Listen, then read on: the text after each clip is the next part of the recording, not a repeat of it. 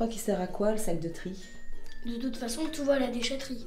Bon non, mais pas du tout, quelle drôle d'idée. Tu sais qu'il existe un centre de tri? Il est à l'écopole de Sillard, près de Montmorillon, et c'est les camions du CIMER qui emmènent tout là-bas. Tu les as déjà vus, les camions? Ah oui, les gros camions. Ouais, c'est ça, les gros camions. Et ben ils emmènent tout au CIMER, les sacs noirs et les sacs de tri. Et là-bas, il y a même un espace qui est prévu pour le compost. Maman? Oui, chérie. C'est quoi le compost? Le compost, c'est comme c'est le tas qu'on a au fond du jardin. C'est là où on met les épluchures, les déchets alimentaires. Voilà, et puis au bout d'un certain temps, eh bien, le tout se décompose naturellement. C'est magique! Nous faisons du compost en grosse quantité au CIMER Écopole. Nous recevons les déchets verts qui viennent de déchetterie. Nous les broyons, nous incorporons avec les biodéchets qui viennent des cantines. Par la suite, ça passe 1 mois sur la cellule de fermentation pour que le produit se dégrade. À l'issue de ça, nous le passons en maturation. Au bout de 3 mois, nous le criblons et l'envoyons en agricole pour les agriculteurs particuliers et professionnels. Vous avez aussi du compost à toutes les déchetteries gérées par le CIMER. Et alors, elle sert à quoi la déchetterie? Bah, c'est l'endroit où on dépose les déchets toxiques et tout ce qui est encombrant. Je sais pas, comme par exemple le vieux vélo de papa. Bon, et les sacs noirs alors? Ça, c'est la poubelle où on jette tout ce qui ne peut pas être recyclable et compostable. Et ça, le CIMER, il s'en occupe aussi. Par contre, rien n'est retrié. Et c'est pour ça que c'est important, monsieur, de ne pas jeter n'importe quoi dedans.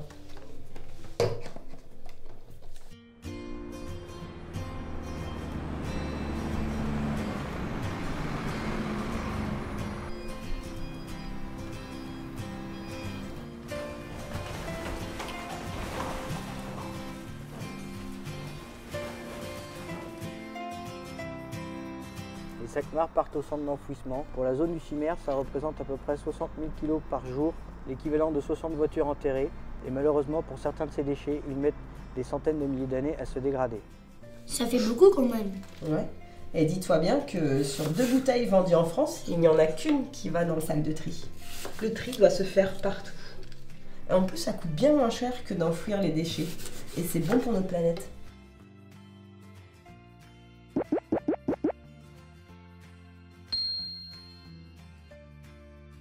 Donc si je mets ma bouteille dans le sac noir, elle sera enterrée.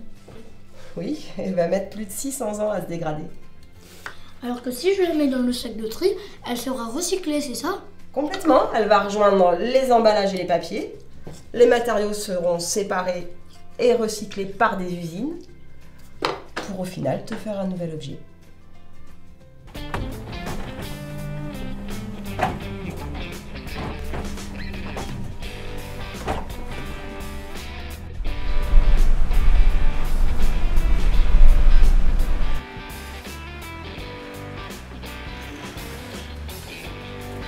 Les sacs de tri sont stockés dans l'usine, puis après on les charge directement sur un tapis roulant.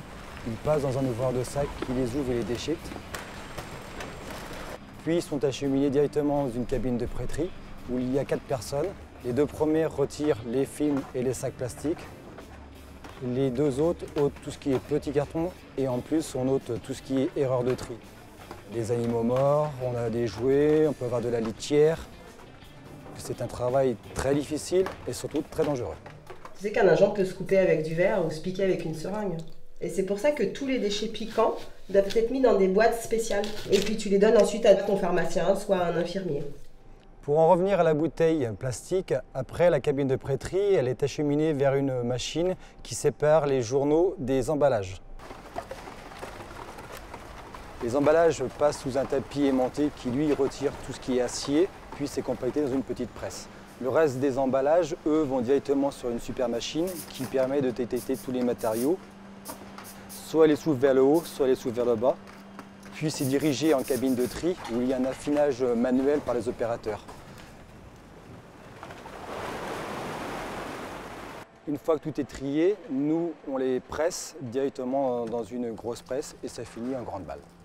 Et donc c'est là qu'ils vont à l'usine de recyclage. Oui, c'est ça. T'as tout compris, mon grand. T'as fini? Oui. Parfait.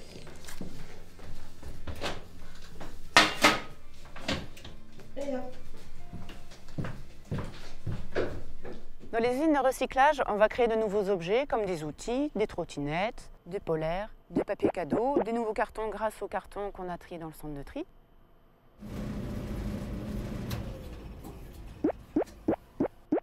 Ce recyclage va permettre d'économiser les matières non renouvelables comme le pétrole, la bauxite, les minerais de fer ou le sable.